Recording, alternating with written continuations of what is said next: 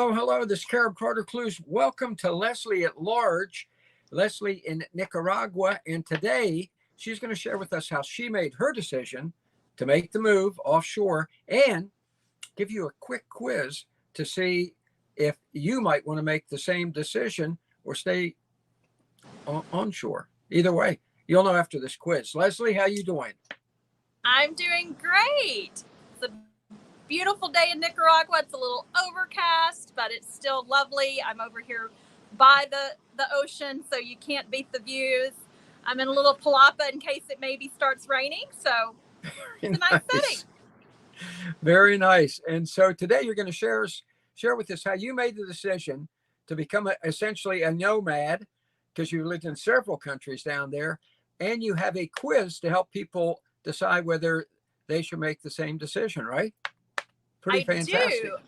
I said I wish I'd had a quiz to take. You know, I was one of those, I took that leap of faith. I went with my gut. I had, first went to Belize on a trip in March of 2018.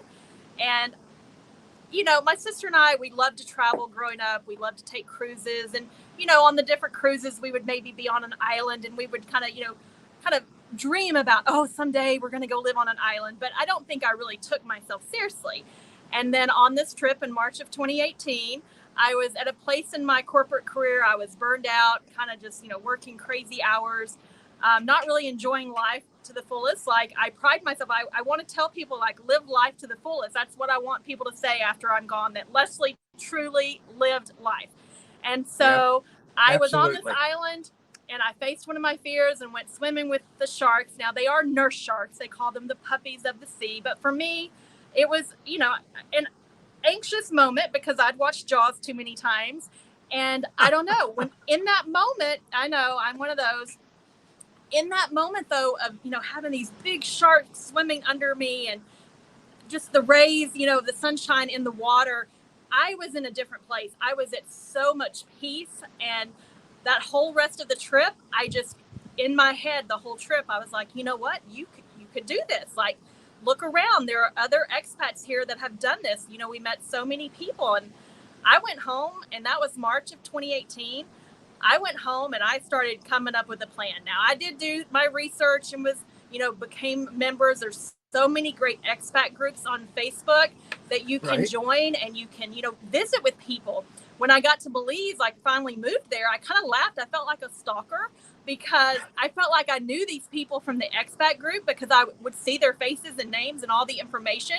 So I would go up to them and be like, oh, hey, Sally Joe. And they're probably looking at me like, who are you? But you got kind of connected with people on Facebook prior to making the move. Even here, same thing in Nicaragua, there's great expat groups.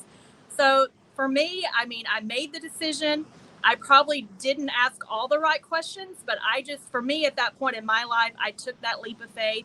By the end of the year, I had, kind of gone back to Belize, made the move. I finished out over the next few months my corporate career, and I stayed in Belize many years until I came here last year. But I thought it would be fun because a lot of people, they're curious about it. They're dreaming about maybe living overseas, but they're not sure if it's for them.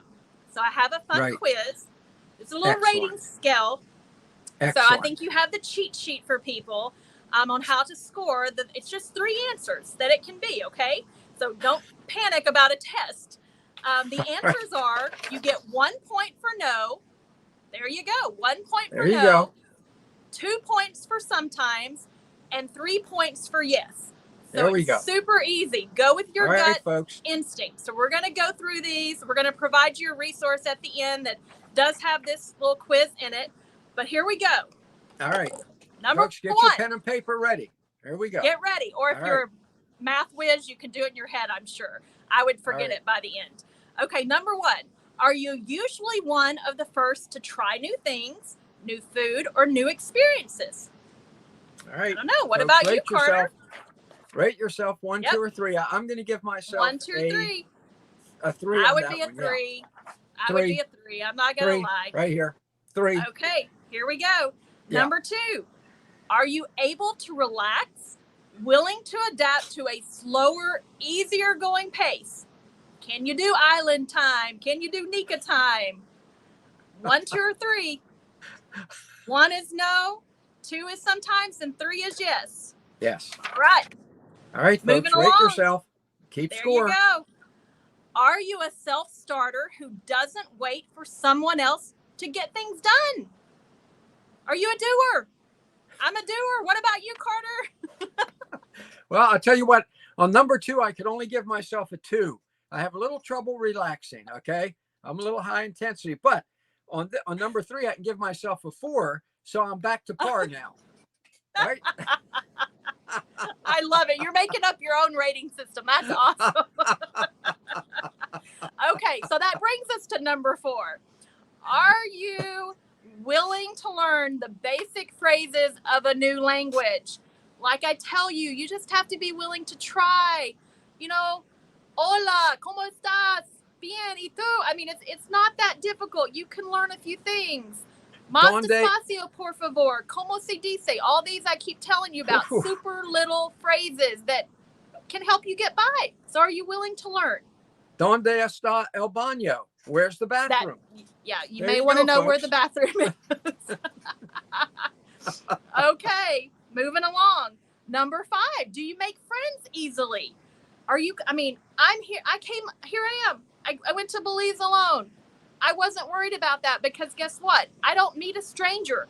I talk to this wall behind me. I love to talk. So that one I think you get a 10 on me. that one, Leslie. On that one, you get a 10. On a scale of 1 to 3, Leslie gets a 10.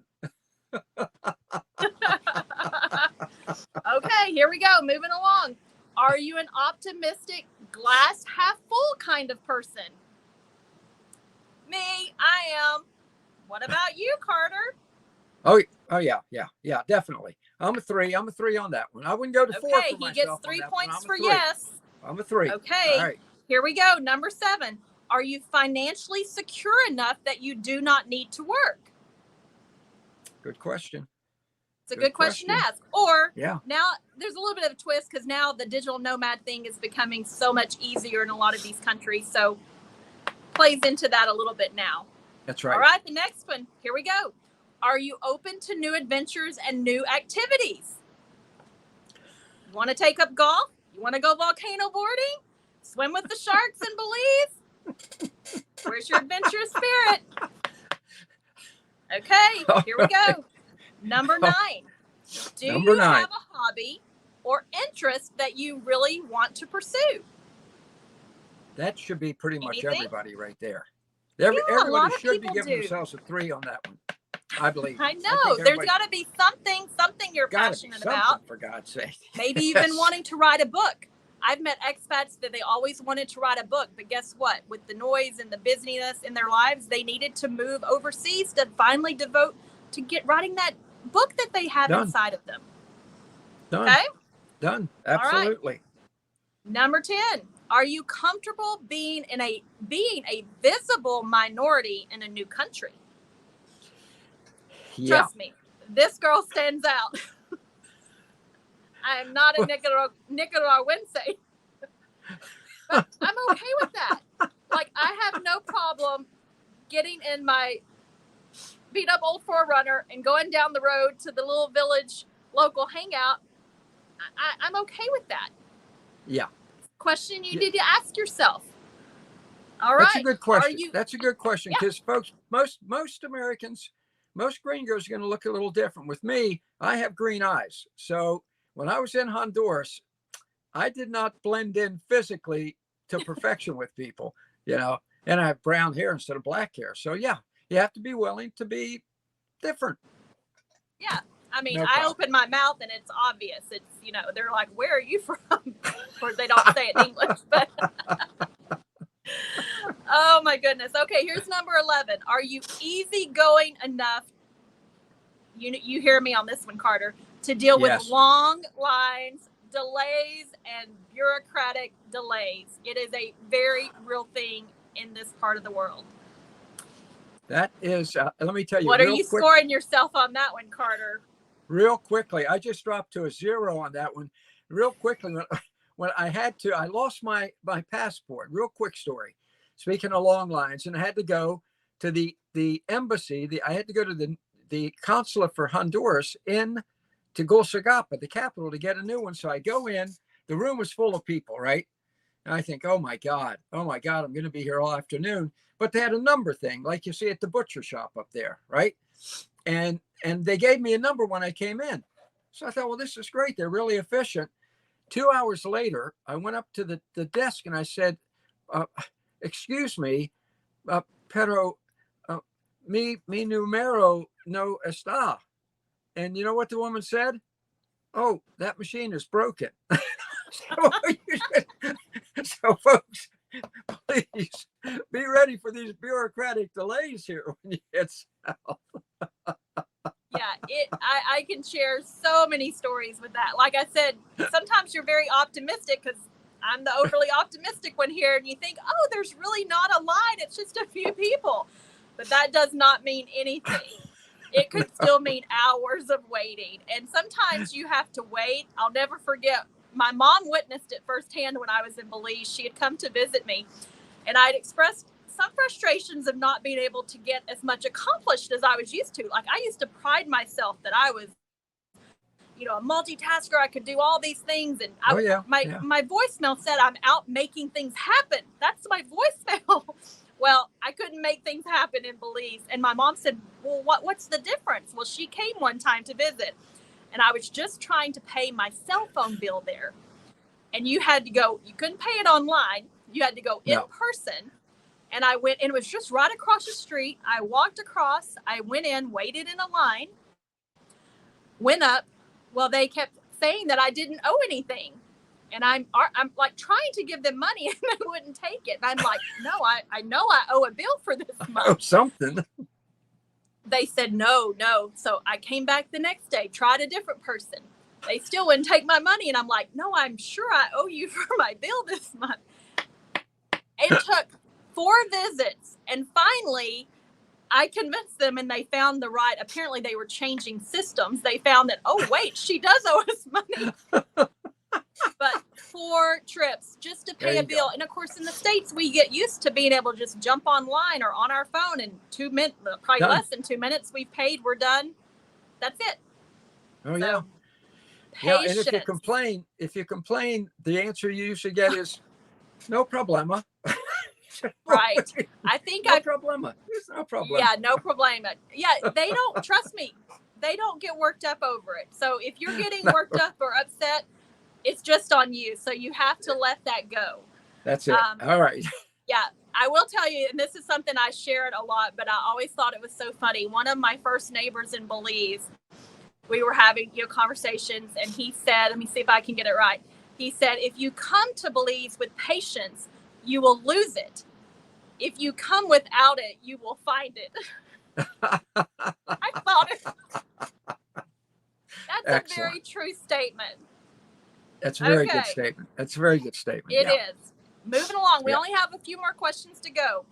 Are you genuinely interested in getting involved in a new community, club, or activities? Nice.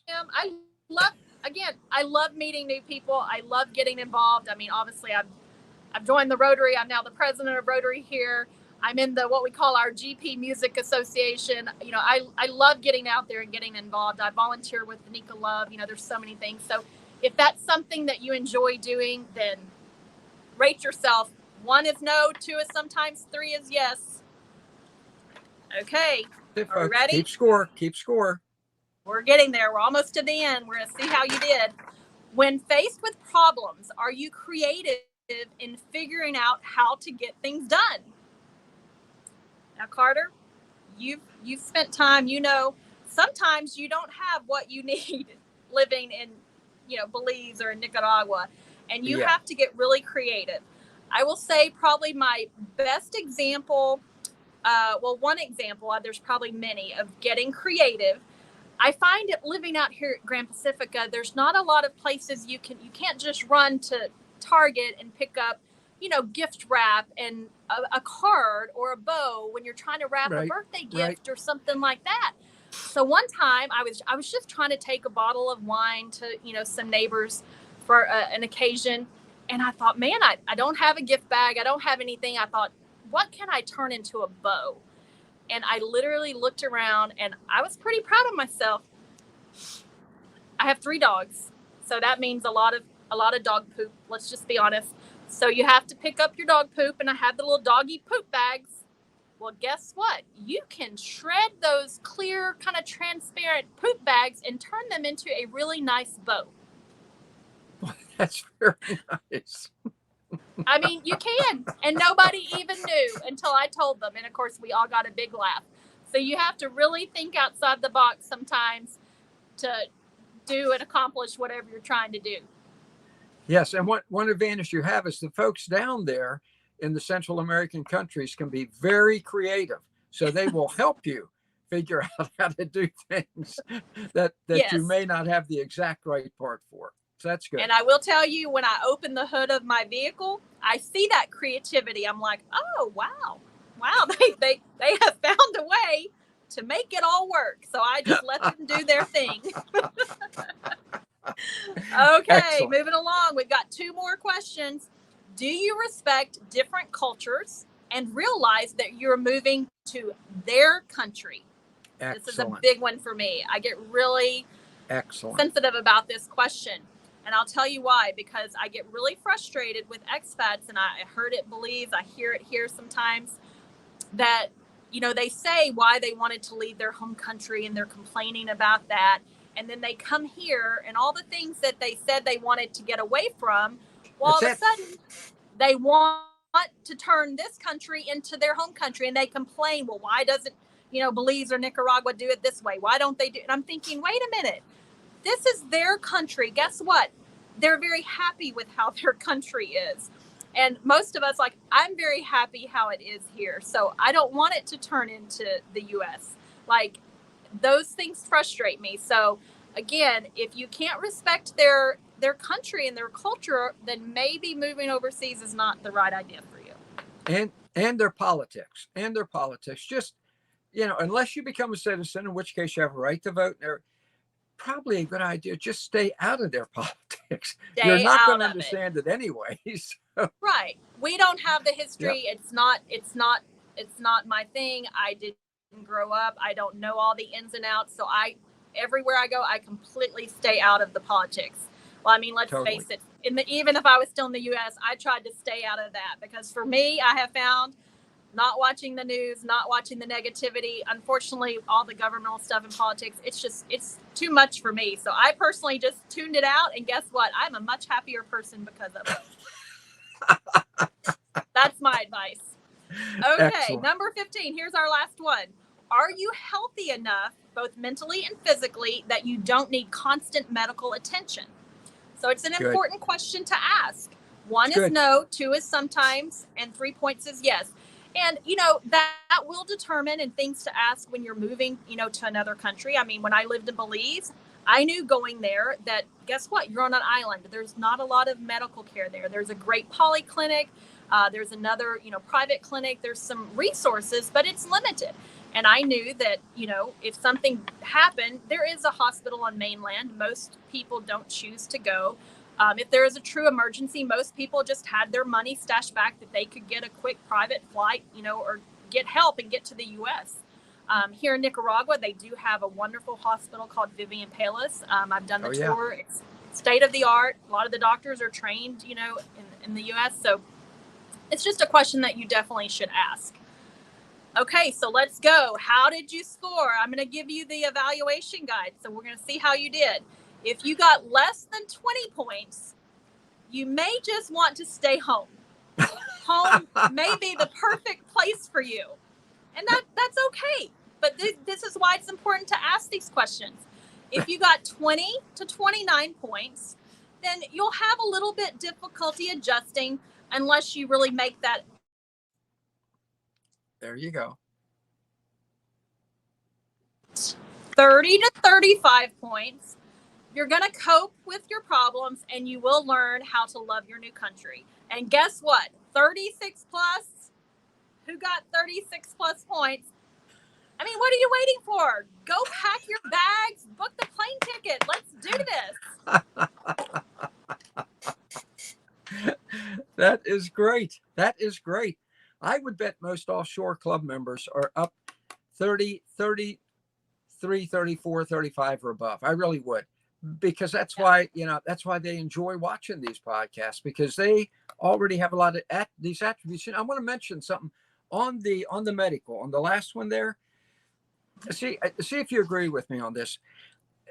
If you have a bad chronic condition, like my brother had a heart transplant, so 8 years ago, 9, whatever it was. So he really probably is not a good candidate to move to a Central American country, because he had all the doctors that did it and all still tend to him 8 years later. He regularly, but just normal day to day, if you break your leg, if you have to have a hip replacement, all that you can get done down there perfectly. What do you think? Right. I agree. And you know what I have seen too, and I mean, let's face it, I think, a lot of health issues are related to stress and lifestyle.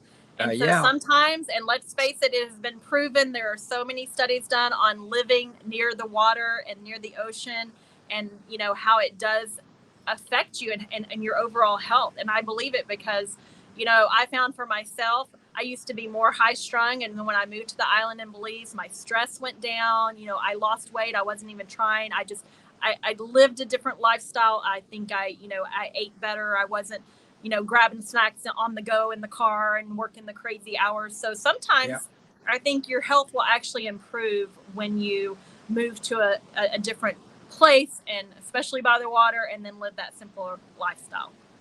Yeah, I think you're exactly right.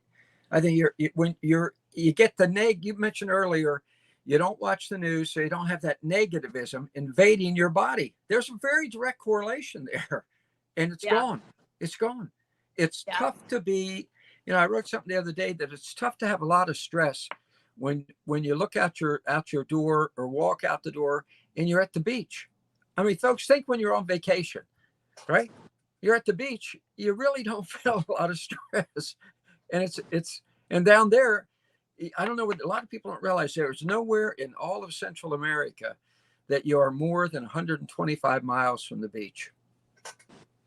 It's incredible. And in most cases, it's out the front door.